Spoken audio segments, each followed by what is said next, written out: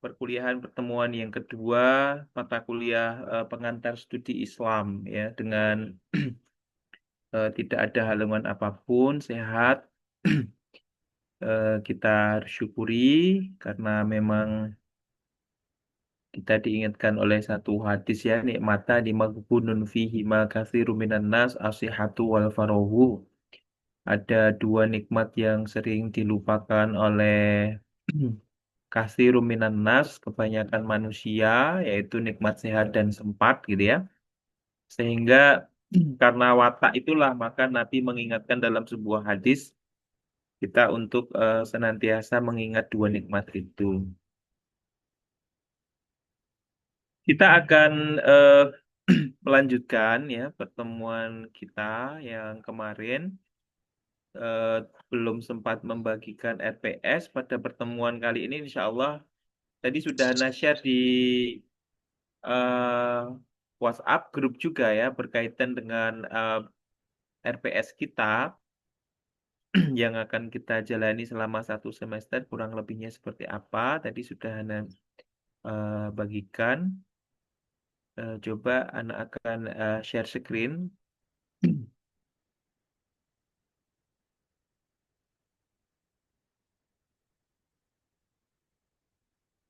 Ya, inilah RPS kita, teman-teman sekalian.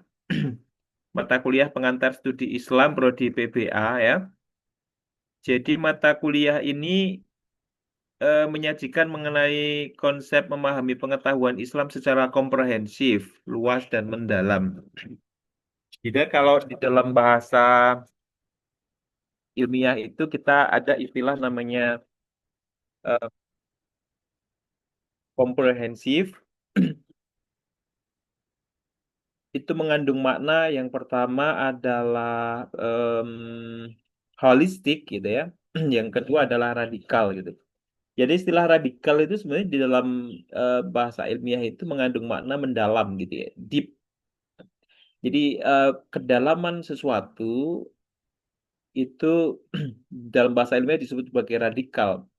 Maka radikalisme itu sebetulnya adalah sesuatu yang terlalu mendalam gitu ya. Jadi eh, sesuatu yang terlalu mendalam sehingga kehilangan keluasannya. Jadi sesuatu itu kan harus mendalam dan juga luas gitu ya, holistik dan kemudian radikal. Jadi berkaitan dengan mendalam, berkaitan dengan hablum minallah misalnya gitu. Kalau di dalam masalah tafakufiddin gitu ya. Kemudian dengan masalah apa em, holistik gitu, menyeluruh, meluas itu menyamping kanan, menyamping kiri, itu berkaitan dengan hablum minan nas gitu ya. Jadi ada teosentris, kemudian ada antroposentris gitu ya. Em, Berkaitan dengan meluas itu juga berkaitan dengan lingkungan tempat tinggal kita hidup, lingkungan hidup manusia itu namanya adalah ekosentris gitu ya. Jadi saya kira studi Islam itu nanti salah satu tujuannya akan mengantarkan kita tentang bagaimana pemahaman yang komprehensif, holistik tadi, dan juga radikal mendalam tadi itu. Jadi kita jangan em, teosentris, eh, berpusat pada pemahaman terhadap agama dan pembuat syariat saja gitu, tetapi kita juga harus antroposentris, bagaimana memahami agama dari sisi para pengguna agama itu, pengguna syariatnya gitu ya. Kemudian juga ekosentris dari tempat tinggal, lingkungan hidup manusia itu gitu ya. Nah, ini saya kira eh, komprehensifnya em, pengantar studi Islam yang nantinya akan bisa dipahami ini melalui berbagai macam paradigm gitu ya, paradigma gitu, pendekatan gitu ya, yang nanti akan kita bahas gitu. Jadi ada kita itu kenal tekstual, ada kontekstual gitu ya. Dalam sisi penalaran itu manusia itu memiliki nalar apa eh, penalaran itu dalam metodologi keilmuan Islam gitu ya, di tengah pro kontra gitu. Tetapi sebagai sebuah ilmu ya kita pelajari saja. Saya kira ada bayani, ada irfani, ada burhani gitu ya. Nanti akan saya jelaskan apa maksud itu gitu ya. eh Pengantar studi Islam didesain menyiapkan sarjana Muslim yang cakap dalam hal akademik dan interaktif terhadap masyarakat dengan wawasan Islam yang dimiliki, gitu ya. Jadi jangan sampai mengesampingkan ketika memandang pendidikan sebagai usaha berdakwah itu, ud'u ila sabili rabbika bil hikmati wa mau'izatil hasanah, gitu ya. Jadi eh, wajadilhum billati ya ahsan. Jadi mengajak aja harus dengan hikmah dan baik-baik gitu ya. Kemudian membantah itu juga harus dengan baik-baik gitu. Ini bisa dilakukan kalau manusia memiliki pendekatan yang cukup banyak gitu ya. Sehingga tidak mendekati sesuatu hanya dari satu pendekatan saja. Gitu. Oke. Eh, jadi di dalam ilmu agama Islam itu ada namanya i'tiqodiyah, ada khulukiyah, dan kemudian ada ubudiyah gitu ya. Pada wilayah i'tiqodiyah itu berputar sekitar akidah gitu. Bagaimana kita mendekati pemahaman tentang akidah itu, kemudian pada aspek khulukiyah itu pada aspek akhlak, kemudian ubudiyah pada aspek ibadah, fikih ibadah gitu. Ini saya kira ada furu'iyah di semua hal dimensi di dalam beragama Islam itu saya kira ada semuanya gitu ya. Eh, Nanti eh, dengan berbagai macam paradigma gitu ya pendekatan itu kita akan bisa temukan ternyata hasilnya ini gitu. Sehingga terjadi banyak perbedaan gitu yang kita tahu gitu ya di dalam keagamaan Islam itu. Normatif dan empiris di sini ada istilah. Jadi Islam yang normatif, Islam yang sesuai dengan aturan, norma. Islam yang empiris itu Islam yang kadang eh, kita diberikan keluasan memang secara syariat oleh Allah sebagai pembuat syariat karena keterbatasan kemampuan manusia yang tidak bisa memiliki keajian untuk patuh itu terus itu karena kondisi alam, karena kondisi eh, apa eh, takdir berkenaan dengan em, lingkungan hidup, lingkungan alam dan lain sebagainya ini. Misalnya normatifnya sholat jamaah itu adalah lurus rapat gitu ya. Maka di situ empirisnya sholat jamaah itu kemarin kita empiris. Empiris itu pengalaman gitu ya.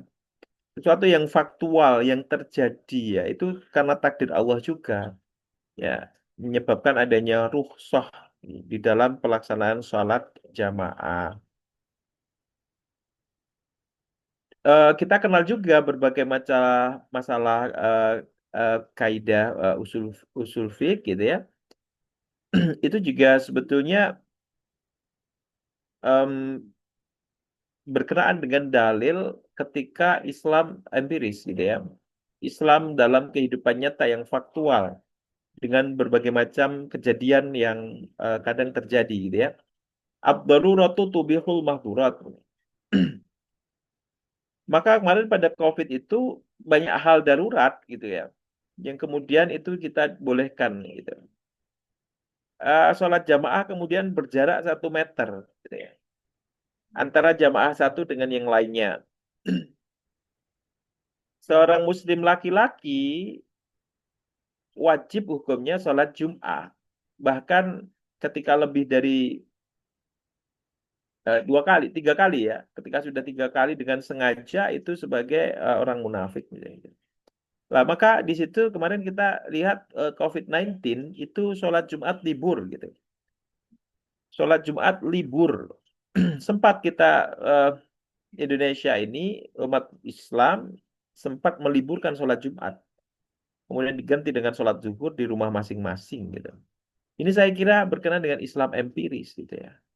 Jadi Islam itu normatif, Islam itu empiris gitu.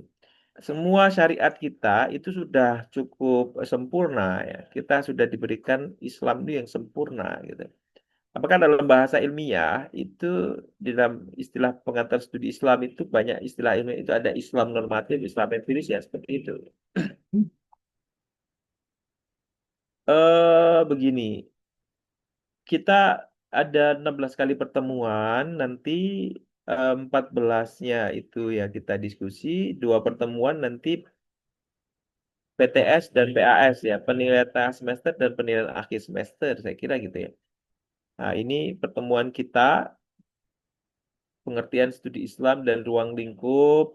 Ini yang pertama, nanti akan kita bahas pengertian Islam dan ruang lingkup studi Islam. Kemudian kita next akan bahas tentang tujuan studi Islam. Terus kemudian kita akan bahas tentang pendekatan studi Islam. Pada next pertemuan kita akan bahas tentang eh, apa itu Islam normatif. Tadi sudah Anda singgung tentang Islam normatif, pengertian dan pengelompokannya seperti apa Islam normatif. Next pertemuan kita akan bahas tentang Islam historis. Tadi ada Islam empiris, kemudian di sini muncul Islam historis. Jadi sebetulnya Islam empiris dan Islam historis itu satu terma yang sama. Maknanya sama gitu. Jadi kalau normatif maka di situ ada juga empiris atau historis gitu ya.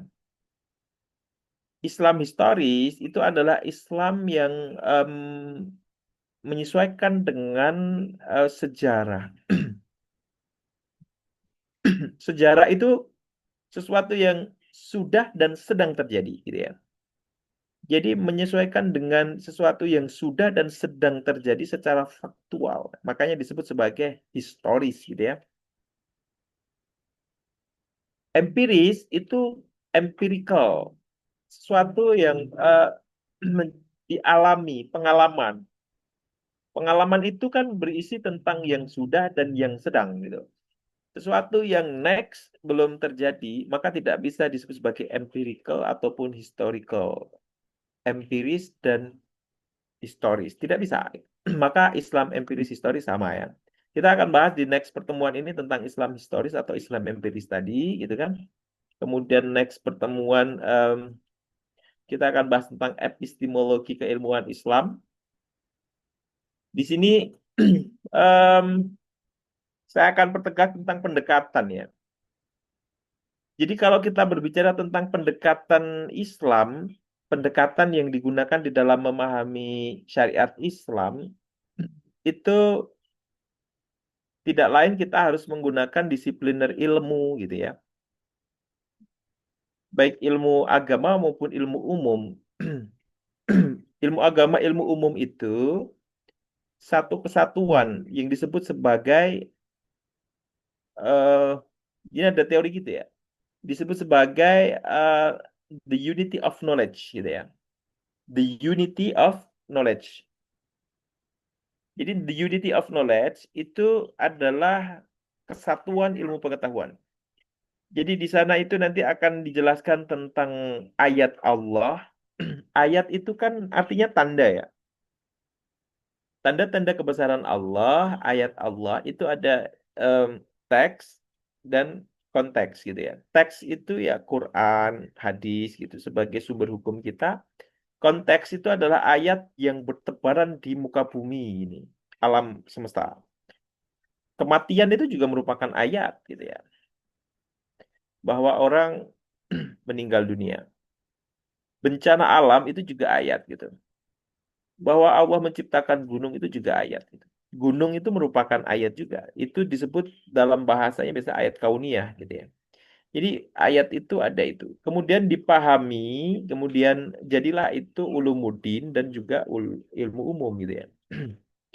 Em, ayat yang berupa kauniyah alam semesta ini kemudian dipahami manusia, jadilah itu ilmu umum. Ada biologi, ada sosiologi, ada antropologi, ya. Ini semua merupakan pemahaman dari ayat kauniyah itu. Makanya ada konsep namanya unity of knowledge, kesatuan ilmu pengetahuan. Ini nanti kita akan di next pertemuan akan bahas tentang itu. Itu bisa dipahami oleh manusia sampai peradaban sekarang ini dengan nalar bayani, ada nalar burhani dan nalar irfani gitu. Kemudian ada pendekatan tekstual dan kontekstual. Jadi sudah Anda singgung bagaimana tekstual, ya Islam normatif, bagaimana kontekstual, ya Islam historis dan Islam empiris gitu ya. Hmm.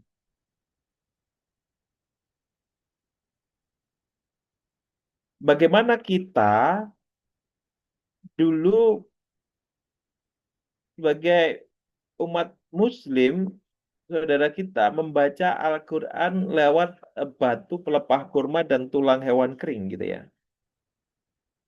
Kemudian berubah menjadi ciptaan manusia berupa kertas sehingga di selembaran kertas gitu ya. Dan sekarang berada di dalam sebuah aplikasi. Sekarang kita mengenal adanya nanoteknologi misalnya, teknologi nano. Jadi dari dulu berupa hard file, sekarang menjadi soft file Al-Quran itu. Dulu Al-Quran tuh hard file gitu. Kalau dikatakan Al-Quran, itu ya berbentuk buku. Dengan ada covernya, kemudian ada kertas yang bertuliskan ayat-ayat Allah itu. Sekarang ada juga itu sebentuk soft file gitu. Kemudian disingkungkan dengan hukum, gitu ya. Bagaimana hukumnya? Al-Quran ada terjemah. Bagaimana Al-Quran yang ada tulisan bahasa Indonesianya, teks disebut Al-Quran yang seperti apa? Eh, ketika kita membahas tentang adab membaca Al-Quran, la yamassuhu ilal mutahharun gitu kan, yang harus dalam keadaan suci itu yang seperti apa? Ini saya kira pemahaman fikih seperti ini semakin lama semakin berkembang dan tidak menuntut kemungkinan yang namanya istimbatul ahkam itu besok akan menggunakan kaidah berbagai pendekatan sehingga ya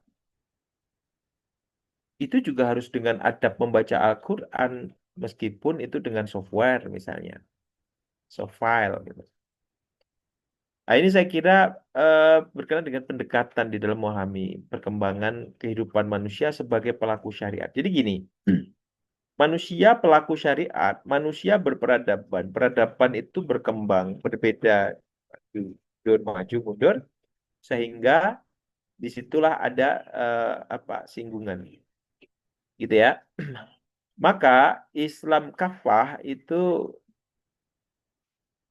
memang benar, manakala Islam itu memiliki pemeluk umat Muslim yang kafah juga gitu ya. Jadi insanul kamil, manusia yang sempurna dengan berbagai macam pengetahuan gitu. Ilmu. Eh, jadi ilmu sebagai pembuka dari eh, apa ayat-ayat Allah itu memang benar adanya. Maka di situ nanti kita akan minimal ya tahulah bagaimana itu pendekatan-pendekatan di dalam memahami. eh, Ada wilayah mahdo, gairu mahdo itu tidak perlu kita debatable ya. Yang mahdo yang tidak usah kita ubah-ubah ila akhir zaman gitu. Itu udah jadi satu kesepakatan. Yang gairu mahdo misalnya gitu ya. Oke, teks studi Islam pendekatan filologi gitu. Nanti yang agak-agak rawan tidak usah lah hermeneutik gitu. Pendekatan teologi, pendekatan psikologi, sosiologis, ada pendekatan fenomenologis masih boleh lah. Nah, ini ada istilah pendekatan konteks studi Islam, ada pendekatan teks studi Islam. Nanti kita akan bahas itu. Ya,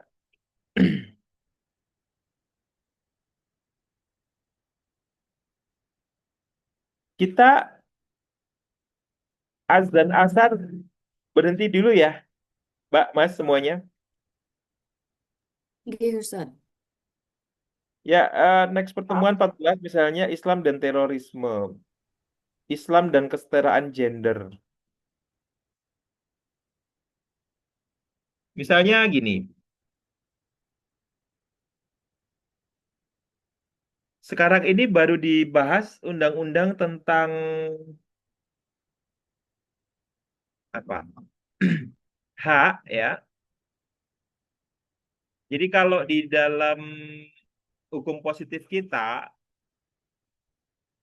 umat Islam itu hukum positifnya itu di pengadilan agama. Kalau non-Muslim di pengadilan negeri gitu ya.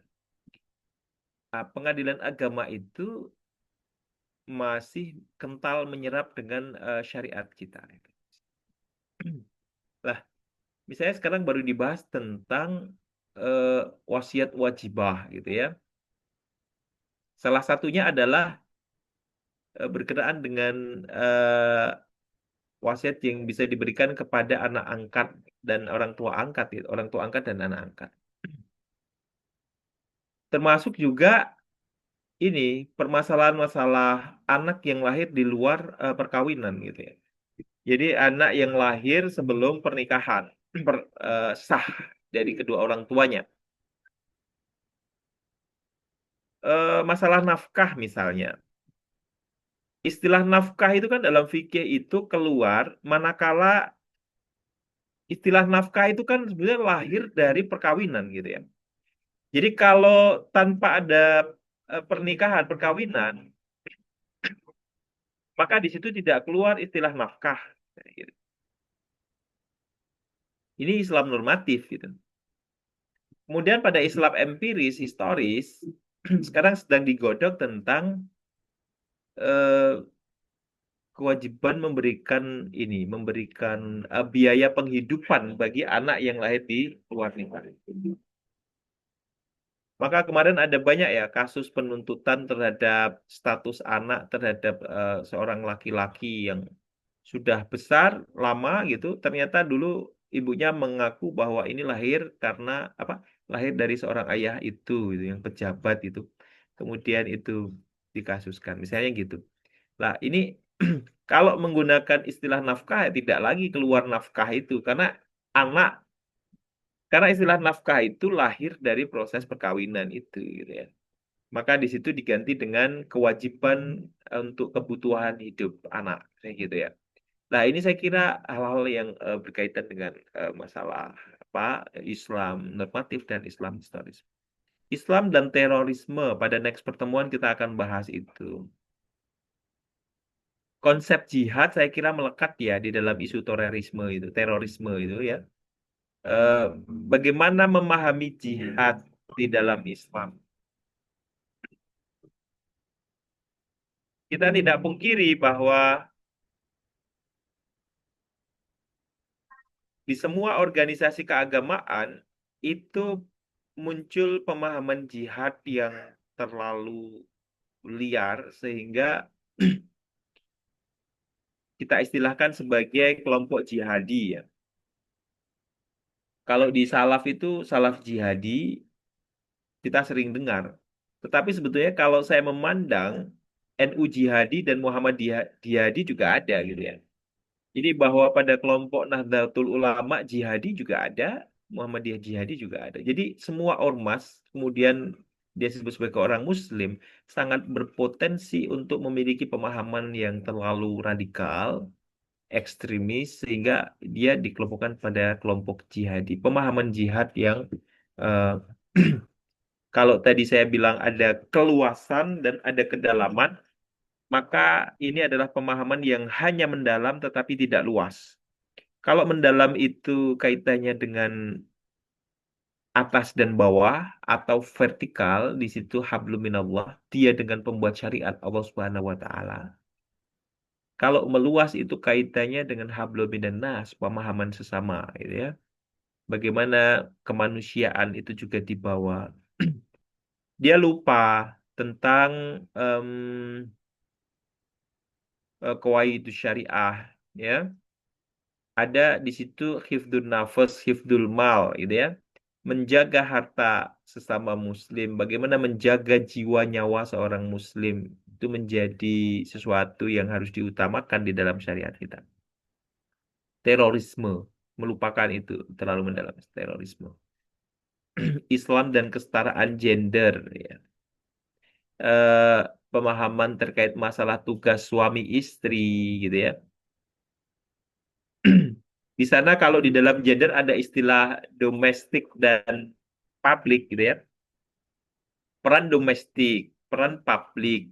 Di sana ada istilah stereotip, ada bias gender dan lain sebagainya. Nah, ini eh, bersinggungan bersinggungan erat juga dengan pembahasan di syariat Islam kita karena kita juga syariat kita itu sangat bergantung pada mu'annas mudzakarnya gitu ya. Bagaimana laki-laki dan perempuan itu memiliki syariat yang berbeda gitu ya. Sehingga bersinggungan juga dengan gender gitu ya. Maka Islam dan kesetaraan gender pada next pertemuan akan kita bahas. Ya, saya kira seperti ini kita RPS-nya sampai 16 pertemuan dan ini sudah pukul 15. Kita sholat asar pukul berapa, Mbak, Mas semuanya? Di sini lebih 15, Ustaz. Lebih 15. Di mana Oke. itu? Jogja? Di Subang, Ustaz. Oh, begitu. Kalau di Jogja sudah masuk ini hampir tinggal beberapa menit lagi. Ya, dan ya di yang belum join nanti mudah-mudahan bisa join. Kita akan lanjutkan diskusi kita. Mohon izin share screen ya.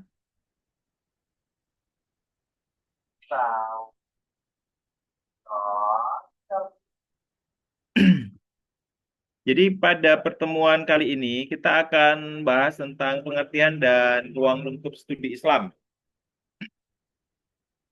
Sudah terlihat ya slide-nya, teman-teman? Sudah Ustaz. Sudah, Ustaz. Iya, alhamdulillah. Jadi apa itu studi Islam? Ya, studi Islam itu dalam bahasa Inggris Islamic Studies ya. Dalam bahasa Arab dirasat al-Islamiyah, dirasah al-Islamiyah gitu ya. Yaitu kajian sistematis dan mendalam tentang agama Islam. Tidak hanya sekedar pemahaman dangkal, tetapi diharapkan memiliki pemahaman yang holistik tadi ya. Pada pengantar tadi sudah Hana terangkan, holistik, komprehensif gitu ya. Mengenai esensi ajaran agama ya. Baik secara historis, yaitu menelusuri jejak sejarah maupun secara antropologis, yaitu menelusuri tentang peradaban manusia sebagai pelaku syariat Islam gitu. Dan menganalisis praktek-praktek Islam dengan berbagai konteks, tidak hanya teks gitu ya. Kemudian studi Islam sebagai sebuah ilmu pengetahuan itu yang pertama memiliki kajian yang sistematis ya. Apa itu artinya? Pendekatan terstruktur untuk memahami ajaran agama Islam. Jadi sebagai sebuah kajian tentunya harus sistematis gitu ya. Bisa dipandang juga sebagai sebuah sejarah dan budaya. Pada konteks ini, maka meliputi perjalanan Islam dan manifestasinya dalam peradaban manusia. Saya kira kalau pembabakan sendiri kan pada zaman Nabi, kemudian pada zaman apa sahabat ya, kemudian tabiin gitu kan. Kemudian ulama sekarang gitu ya, sampai ke kita. Saya kira dengan berbagai masalah periodisasi ulama sebagai pewaris Nabi ini, saya kira eh, memiliki dinamika sendiri-sendiri pada tiap periodenya berkaitan dengan peradaban Islam itu sendiri gitu ya. Jadi pada waktu Nabi masih hidup, ya, Nabi masih hidup, saya kira hampir tidak ada furu'iyah pada masalah akidah, akhlak, ibadah gitu ya. Etikodiah, khuluqiyah, ubudiyah, semua langsung bersumber pada Nabi Muhammad SAW. Sehingga tidak ada furu'iyah terjadi di situ. Sepeninggalan Nabi, baru di situ muncul istilah tafsir dan juga syarah, gitu ya. Yang coba kemudian dikembangkan oleh para musannif kitab, gitu ya. Dalam tafsir ada ilmu tafsir, dalam syarah hadis ada ilmu syarah hadis. Tetapi yang namanya tafsir dan syarah itu tetap tidak terlepas dari pemikiran para musannif kitab tersebut, ya. Para mufassir. Sebagai manusia yang juga hidup pada lingkungan sosial gitu ya. Kemudian budaya, kemudian ada di sana apa secara antropologi juga kondisi wilayah itu sangat mempengaruhi. Orang yang tinggal di pegunungan itu keras, gitu, kira ya. Keras dalam watak gitu misalnya. Pekerja keras, keras dalam hal uh, giroh keinginan gitu. Menjadi mufasir. Kemudian ada juga mufasir yang di perkotaan yang lebih nyaman, landai, bisa gitu. Jadi kondisi itu ikut mempengaruhi berbagai macam tipe mufasir, saya kira gitu. Nah itu mau tidak mau pasti akan ikut mewarnai eh, itu hasil dari istimbatul ahkam gitu ya, misalnya berkenaan dengan masalah-masalah yang ya, gitu ya. Sejarah budaya, manifestasi dalam peradaban Islam itu, gitu ya. Jadi pada periode-periode itu saya kira juga banyak warna-warna sendiri. Sahabat generasi terbaik saya kira. Kemudian orang bertemu dengan sahabat tabi'in gitu. Tabi'in sampai ke kita ulama pada kita ini. Yang sampai saat ini kita tahu eh, kita sulit membedakan antara ulama sebagai pewaris Nabi dan ulama yang tidak sebagai pewaris Nabi gitu ya saat ini itu sulit sekali. Eh Memang semakin zaman akhir akan muncul banyak orang yang tidak alim tetapi dianggap sebagai orang alim dan dipercaya dan sebagainya gitu. Nah, ini memang takdir ya. Eh, eh, kita di zaman akhir, umat akhir ya. Jadi peradaban seperti itu ya, peradaban seperti itu. Kemudian pada wilayah praktik dan pemahaman ritual hingga etika baik Muslim maupun non Muslim gitu ya. Jadi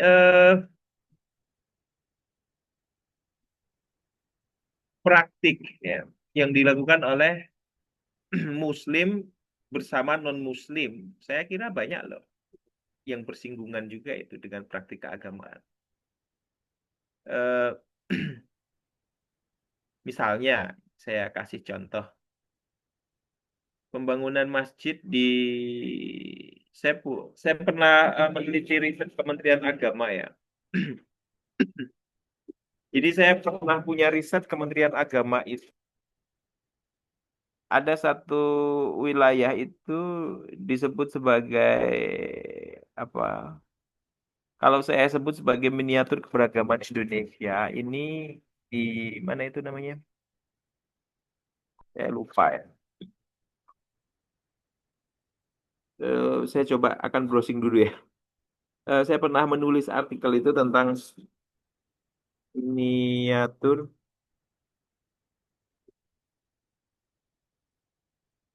Oh ya, saya udah ingat. Saya nggak jadi. Afwan.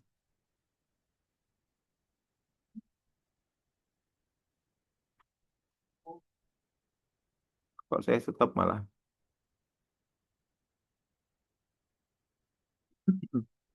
Saya pernah punya research tentang keberagaman itu meneliti tentang kaloran. Sehingga dalam kesimpulan riset saya itu saya nulis itu coba di browsing itu tulisan saya tentang kaloran miniatur keberagaman Indonesia. Jadi ada satu wilayah di Jawa Tengah, Temanggung itu namanya Kaloran. Kaloran itu sebuah kecamatan ya. Ada juga desa Kaloran itu. Ibu kota kecamatan namanya Kaloran juga. Jadi Kaloran itu tidak cukup luas ya. Wilayahnya eh, pegunungan gitu dan termasuk yang terpencil waktu itu dari Kabupaten Temanggung ya saya kira. Sehingga menjadi ladang misionaris kemungkinan menurut hemat saya seperti itu. Ini Kaloran itu eh,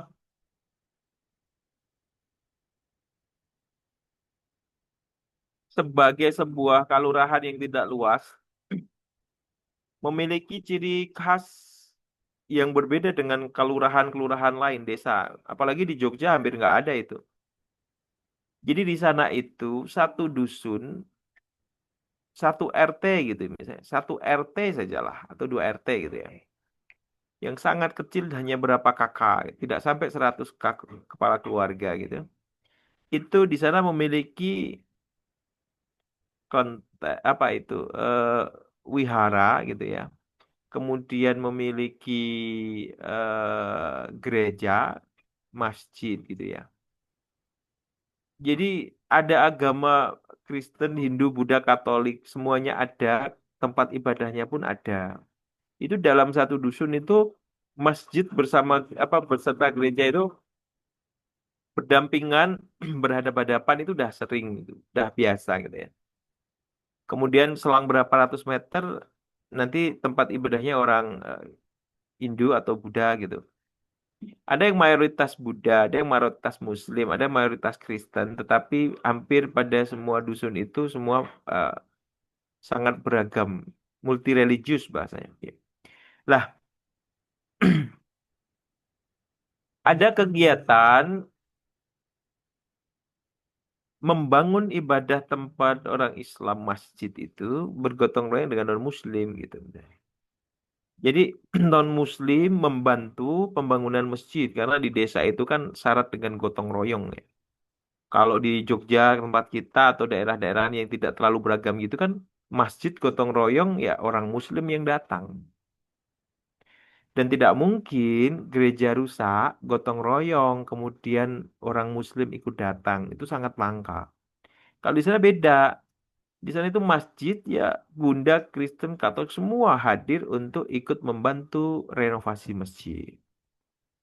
Menurunkan genteng, mengganti kayu, menaikkan atap genteng gitu. Termasuk pada bulan Ramadan, itu ada kerja bakti memasuki bulan Ramadan bersih-bersih dibantu oleh Kristen. Lah, imbasnya, maka pada waktu ada event umat Kristen, misalnya pada gereja, Muslim juga ikut membantu pada wilayah renovasi, termasuk bersih-bersih, persiapan ketika Natal dan sebagainya. Saling membantu konteks kemanusiaan. Tetapi apakah itu tidak bersinggungan dengan syariat kita Islam? Bersinggungan gitu. Lantas bagaimana untuk memahami itu Ustadz gitu ya. Nah, maka disinilah wilayah studi Islam itu semoga bisa dengan berbagai macam pendekatan yang disuguhkan ya bisa membuka kita. Eh, apakah kemudian kita putuskan tidak boleh dan kemudian kita bubarkan kaloran itu sehingga jangan sampai terjadi keberagaman yang seperti itu melanggar syariat. Kita bubarkan desa itu. Tidak boleh itu Islam Kristen semua beragam dalam lingkungan yang sangat kecil, masjid musola berdekatan, saling bantu membantu dalam pembangunan. Kalau dalam kacamata takdir itu juga takdir gitu lah. Walau sya'a rabbuka la'amana man fil ardi kulluhum jami'a afa anta tukrihun nasa hatta yakunu mu'minin gitu kan. Kalau Tuhanmu berkehendak itu la'amana man fil ardi kulluhum jami'an maka akan beriman itu. Niscaya beriman itu. Man fil ardi kulluhum jami'an orang yang di muka bumi ini semuanya. Afa anta tukrihun nasa hatta yakunu mu'minin maka apakah kamu masih hendak memaksa manusia sehingga semua itu menjadi orang beriman gitu. Jadi tukrihu karohah gitu ya. Itu saya kira bertentangan dengan ud'u ila sabili rabbika bil hikmah wa mau'izatil hasanah wajadilhum billatinya ahsan gitu ya. Jadi karoha memaksa. Tukrihun nasa itu saya kira bertentangan dengan syariat kita. Keimanan dipaksa. Dari zaman Nabi sampai sekarang saya kira itu kita sepakat tidak ada. Maka di situ sebagai sebuah takdir saya kira keberagaman di Kaloran itu tidak bisa kita singkirkan begitu saja, hanya bisa kita pahami. Kemudian kalau itu kita luruskan ya harus dengan yang baik. Kalau eh, kemudian kita memahami alasan di balik itu kemudian bisa dimaklumi, ya bisa kita maklumi. Maka itu bergantung sekali dengan pendekatan yang digunakan. Lah inilah pengantar studi Islam ya, berkaitan dengan paradigm pendekatan yang kita gunakan. Coba itu. Bagaimana eh, ketika ada benturan antara syariat dengan kemudian sisi kemanusiaan yang ada pada satu wilayah. Lah itu satu contoh saja itu tadi. Ada contoh lain, misalnya saya pernah nulis juga riset Kementerian Agama tentang moderasi itu kemarin dapat dana 35 itu. Itu berkenaan dengan proposal saya itu berkenaan dengan em, azan yang dikumandangkan tidak eh, lazimnya azan dan kebiasaan kita sebagai umat muslim syariat yang mengatur azan di awal waktu sholat dan jadi ada fenomena misal azan zuhur itu pada jam 2 siang, azan asar jam 5 sore misalnya. Jadi jam 1:30 2, jam 2 bahkan sampai jam 2:15 ada azan zuhur. Ini tidak kita temukan di masjid di Jogja saya kira. Kecuali pada musibah Gunung Merapi dan gempa ya. Gunung Merapi waktu itu sempat itu azan molor gitu ya. Karena luar biasa apa lahar menakutkan dan sebagainya. Situasi bencana. Tetapi pada kondisi setiap hari ada azan jam 2 siang, setengah 3 gitu. Udah mendekati waktu asar itu, baru azan. Kemudian asarnya itu pukul 5 azannya, jamaah. Dan pada datang dan ada jamaah, ada imamnya, azan iqomah pukul 5. Nah, ini saya kira satu fenomena. Kemudian em, dalam bahasa riset saya waktu itu anak kasih nama sebagai azan toleran gitu. Azan toleran di Temanggung itu terjadi di pegunungan sebetulnya ada di Temanggung, Wonosobo, Kebumen ya. Temanggung, Wonosobo, Kebumen, Banjar negara yang kawasan pegunungan juga. Kemudian ternyata ada juga di Kalimantan di Pontianak.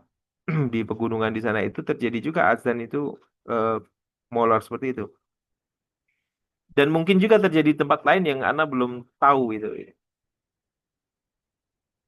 Di Gunung Kidul, sepelosok-pelosoknya Gunung Kidul tidak ada itu. Saya temukan azan jam 2 siang zuhur itu. Ya mentok setengah 1 kadang. Tapi di sana itu seperti itu fenomenanya. Kemudian hasil riset itu ya menggunakan berbagai macam pendekatan itu. Satu, hasil temuan.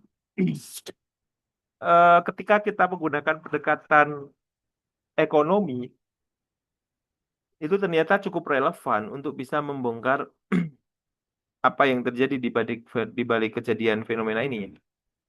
Ternyata ada alasan ekonomi bahwa mayoritas penduduk di sana itu adalah petani, gitu ya, yang tempat kerjanya itu jauh dari rumah. Ya kalau gunung kan seperti itu ya. Eh, Sawahnya luas, itu yang menjadi mata pencaharian utama. Kehidupannya banyak di sawah daripada di rumah untuk tidur gitu. Di sawah itu bisa pagi sampai sore, malam bahkan. Itu em, ladang yang cukup luas, perjalanan cukup jauh, kerjaan yang terlalu berat gitu ya.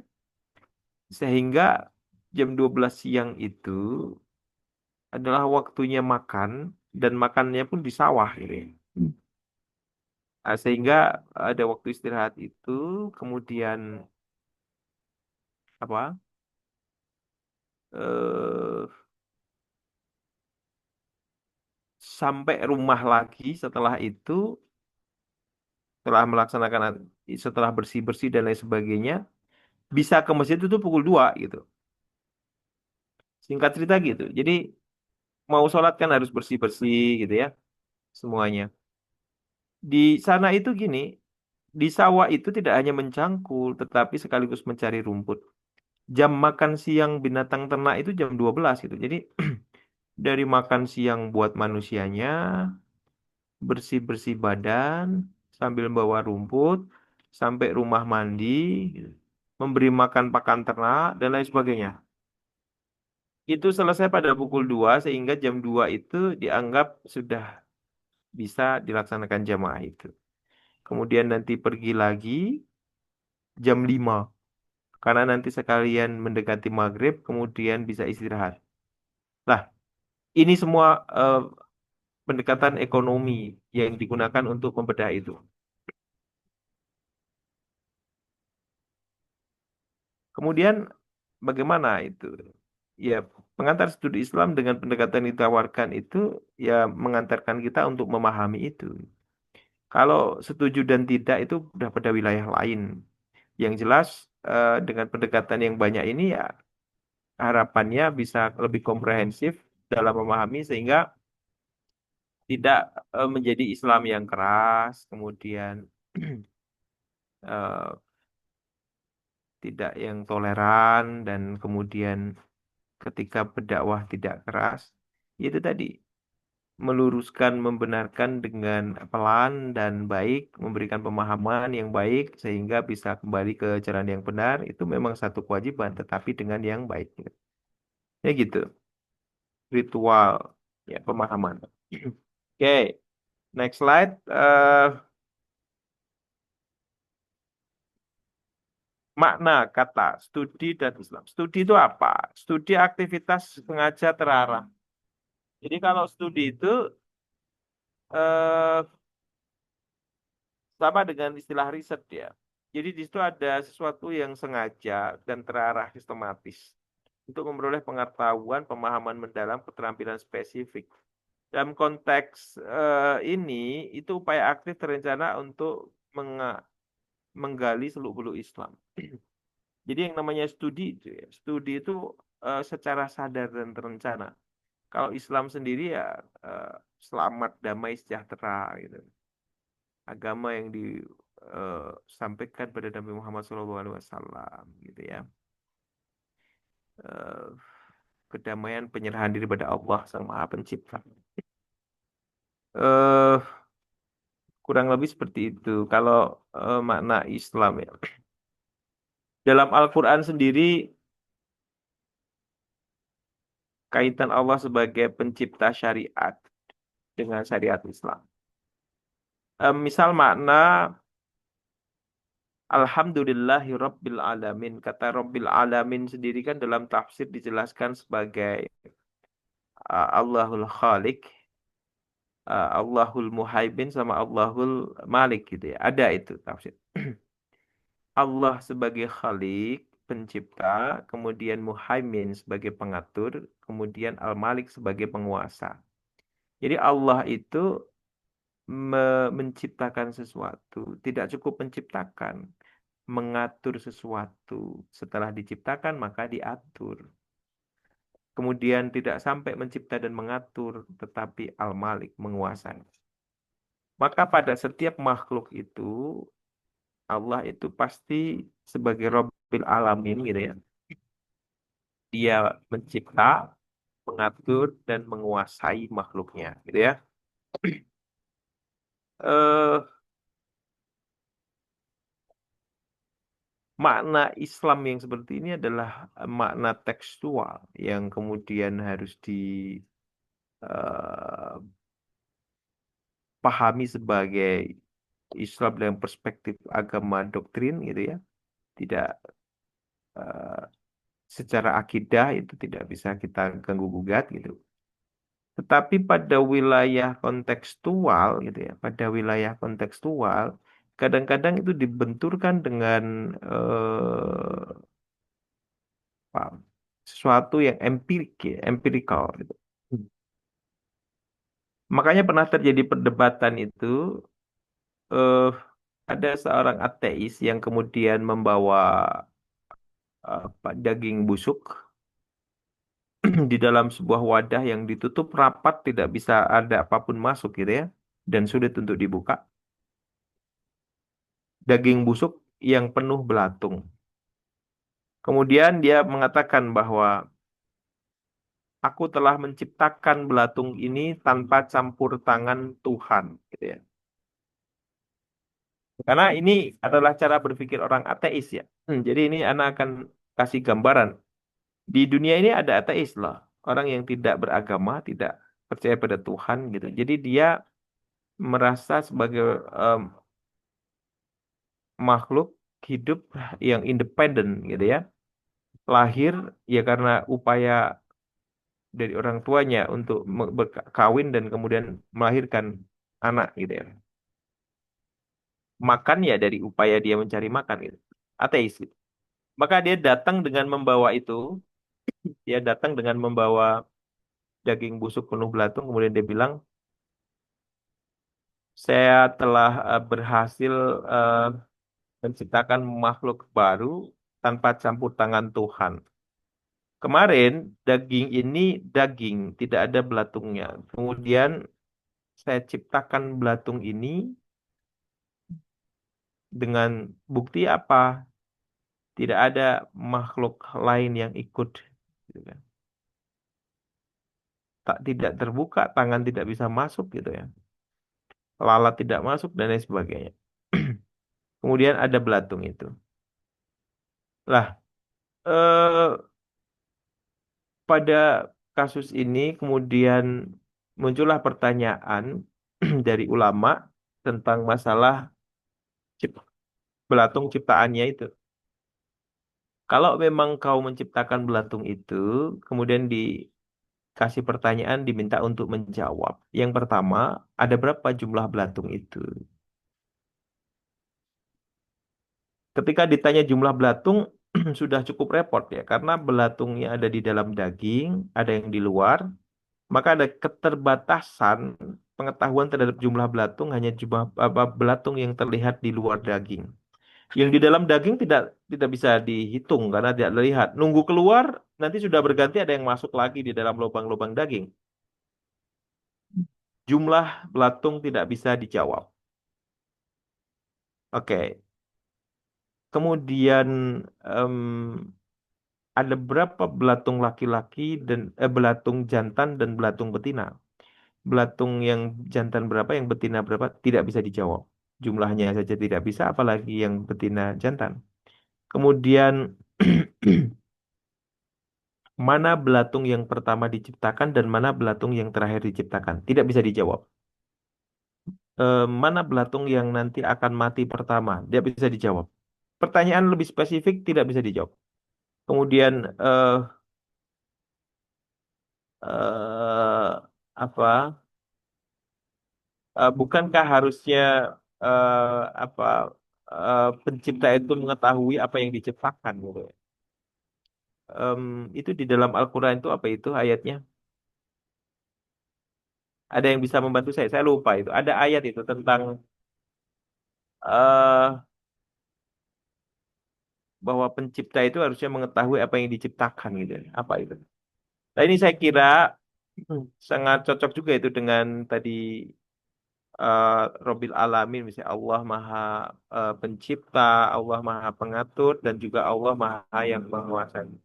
Jadi sebagai pencipta ya dia harusnya tahu segala bentuk detail yang diciptakan. Ditanya jumlah tahu, mana jantan, mana betina, mana yang pertama dan terakhir ciptakan, mana yang mati, semua tahu gitu ya. Tapi tidak tahu. Maka disitulah gugurnya pengakuan sebagai pencipta dari belatung. Ruang lingkup Islam sebagai doktrin. Ini sudah jam 16 ya. 16 lebih. Mbak, Mas, kita sudahi saja ya. Saya sudah dari pukul 7 mengajar ya. Cukup capek sekali. Baik, Kita Nah, sudahi. iya, Ustaz. Iya, betul. Saya capek sekali. Ini kuliah dari jam berapa tadi? Jam Baru 7. Ustaz. Pukul berapa? Jadwal jam 7. Biasanya jam 7-an, tapi Jadwalnya jam tempatnya Jam 7. Tapi, tapi kayak tadi pada offline. rapat Ustaz. oh iya, tadi ada acara. dikasih tugas Ustaz. Kalau saya sendiri itu kan ngajar juga di S2 mana, S2 UII, S2 ini. Jadi, eh,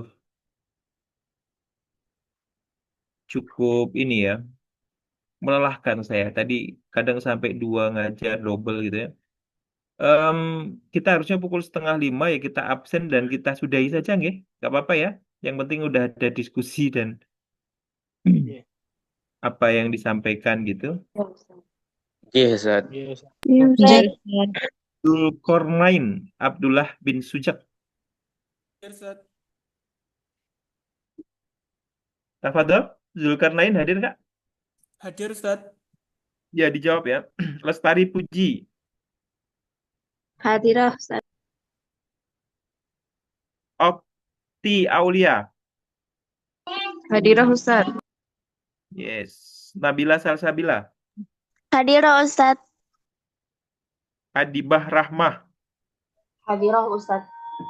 Gifar Aska Mumtaza, Hadir Ustaz. Berlian Nurani Ikhlas Setiawati, Hadirah. Harisatun, Hadirah Ustaz.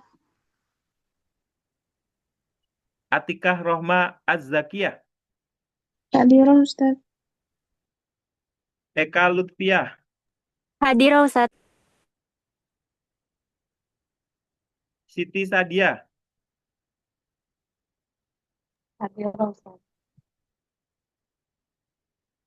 Nuraini Wison Hasan, Hadirah Ustaz.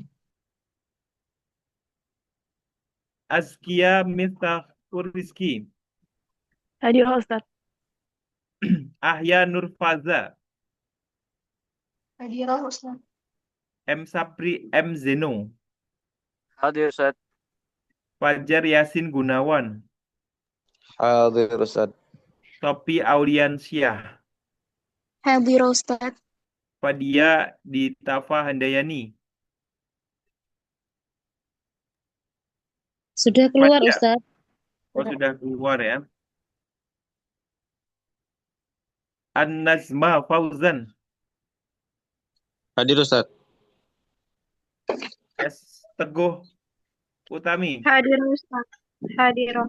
Najwa Lupita Jabir, Hadirah. Nurul Farah, Hadirah, Ustaz. Didik Supat Madi, Hadir Ustaz. Imran Wala Kombih, Hadir Ustaz. Hadir. Ummu Abdurrahman, Hadirah. Zahroh, Zahroh, Zahroh Maujud au Mafi, Mafi ya, saya Alfa. Yakfi, ya, mungkin hadam ini syukron ala ihtimamikum jami'an ayana tatim hadat ters pikir atika faratil majlis ma'an. Subhanakallahumma wa bihamdik asyhadu an la ilaha illa anta astaghfiruka wa atubu ilaik. Assalamualaikum warahmatullahi wabarakatuh. Waalaikumsalam. Waalaikumsalam warahmatullahi wabarakatuh. Jazakumullah khairan.